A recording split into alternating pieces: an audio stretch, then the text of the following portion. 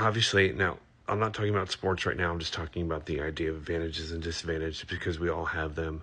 Many of them are things that we have nothing to do with. They're due to circumstance, they're due to genetics, they're due to situations, they're due to the societal structure that we're born into, the country, the time period, the location, the family, the wealth of the family or lack of wealth in that family, the DNA and genetics you receive from that family, the capacity that you have based on those genetics and how they're distributed. Because it doesn't mean it's going to be done greatly. Like you could have diminished or advanced capacities for intelligence or emotions or language or reasoning. Like all of these things are on a spectrum between in our bodies and in the world that we're born into, which we have no control over. I don't know about you, but I didn't decide when to be born and where to be born. It just happened. And those are advantages and disadvantages. And obviously, the more advantages you have on that scale, your sex, your gender, your race, your religion, all of those things can lead to opportunities or less opportunities. And I'm not saying any of that is fair because most of it's without our control, outside of our control. But that's all mostly about societal things, not sports. Those things also help in sports, but sports is a voluntary experience. You do it, well, your parents might make you, but you do it continually if you want to, because you want to. Not because you have to, not because it's just the functioning of the world. You could do it because you're good at it. You could do it for community. You could do it for the fun of competition or for exercise or for recreation or whatever it is. It's voluntary first.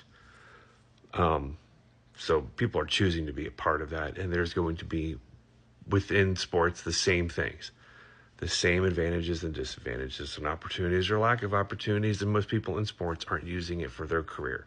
In fact, I would say probably 90% or more aren't doing it for a career. Now, what I think is being talked about without being talked about is the idea that the advantages that people have are those unnatural, meaning are those things that people are cheating. This is about cheating, I think. People are trying to skirt around saying, like, is someone cheating? Like you're talking about here with hormones. If someone takes hormones, is that cheating? Depends on why you think they're taking it, right? It depends on motivation. I think people who see trans athletes think that they're trans athletes only because they want to cheat, not because of something outside of sports at all that has to do with their vision of who they are and then their outward expression of who they feel that they are, which we all do. Sometimes it just conforms to what people see you as or what you're presented as, and sometimes it doesn't. But people are taking the assumption that a trans athlete is only a trans athlete because they're trying to take advantage of their disadvantages as they see them to cheat to win. Which, again, that's a huge leap to take to say that trans athletes are only trans athletes because they are trying to have an unfair advantage in sports, which I think is ridiculous because why would they go through what a trans person goes through in this world, in this society, as we are seeing right now, for a sport that they are likely not ever going to have a career in doing? They're not going to make a dime off of it. They're not going to get rich off of it. They're not going to be a star athlete. Why would they put themselves in harm's way? And I don't mean that figuratively. I mean that literally.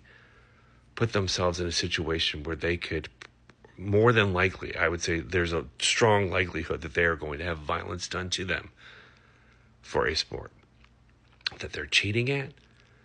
Just think about that. One, do you watch women's sports? Are you a huge consumer of women's sports? I don't mean you, I just mean you watching this. Because I guarantee you're probably not. It's very unlikely. Because there's not a lot of money in it. So you're saying that a male athlete who doesn't have, again, when I say you, I'm not talking about this commenter, just general argument. Male athlete does bad, becomes a women's athlete to be good because they're going to do what with that? Maybe it's a scholarship for education. Doubtful, especially now. Since, DEI is bad, so women can't get any advantages now. Even being a woman in this society is bad. I mean, obviously, most men probably don't realize that, but This is not a society that's friendly to women, nor is it friendly to trans people. Why would someone do that in a sport that's not going to give them any advantages in life, because it's not going to turn into a career, more than likely? And that's all, again, based on the assumption that they're doing it for distinct advantage, no other reason, which is wrong. I cannot recommend enough, and I've recommended a million times. Please, please, please, for the love of God, people, go listen to the podcast by Radiolab series. I think it's almost a decade old now, called Gonads. It gets into the nuances and distinctions of the human body, the makeup of the human body, how since the 1920s, maybe, sports has done it all it can to try to make sure it understands the body, to make sure that there is not unfair competitive advantage between men and women, or that a man is between trying to be a woman. It goes into athletes that have, like, runners who, when they test, are like, they have more hormones than some men, but they are a woman, they present as a woman. The different testing that never works right, because the more testing they do on more human beings, the more they realize that there is just no uniformity between what we understand visually, and then chemically, and then chromosomally, and like, all of it is fascinating. Please go watch it. But I think there are all sorts of leaps that people are trying to take around fairness that's based on the assumption that someone is doing something to take advantage of fairness and competition, which, again, that's a huge leap based on all of the things happening. And another thing that typically happens is, and especially with conservatives, is they will find the one exception, the one example of something, whether it's the welfare queen, thank you, Ronald Reagan, to show welfare is bad because people take advantage of it, because they found one person who takes advantage of it, which could be a few, but they take the very few examples of something bad, then turn that into the rule that must be followed, and everyone else can be punished because of that person. So there might be a dude out there who becomes trans for sports. I can't understand why that would ever happen, but they then become the reason that everyone else is going to get punished. Every other trans person will get punished because of one person's mistake, or because there is an illegal immigrant who commits a crime, which is unlike the rest of like, American citizens commit way more crimes per capita, per percentage wise of people, than immigrants in this country.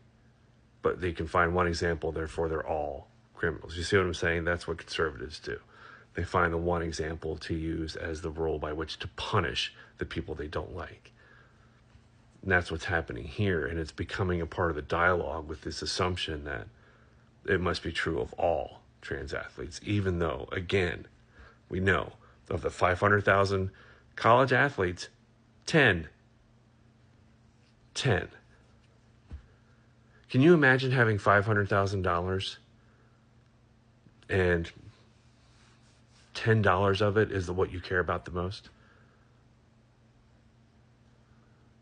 $10 is what you're obsessed with. That doesn't make sense to me. To be so obsessed with such a small percentage of something that takes so little, to take so much of our time and effort about something that is such little amount of. Anyway, sorry for rambling this morning. Blame daylight savings time. I love you.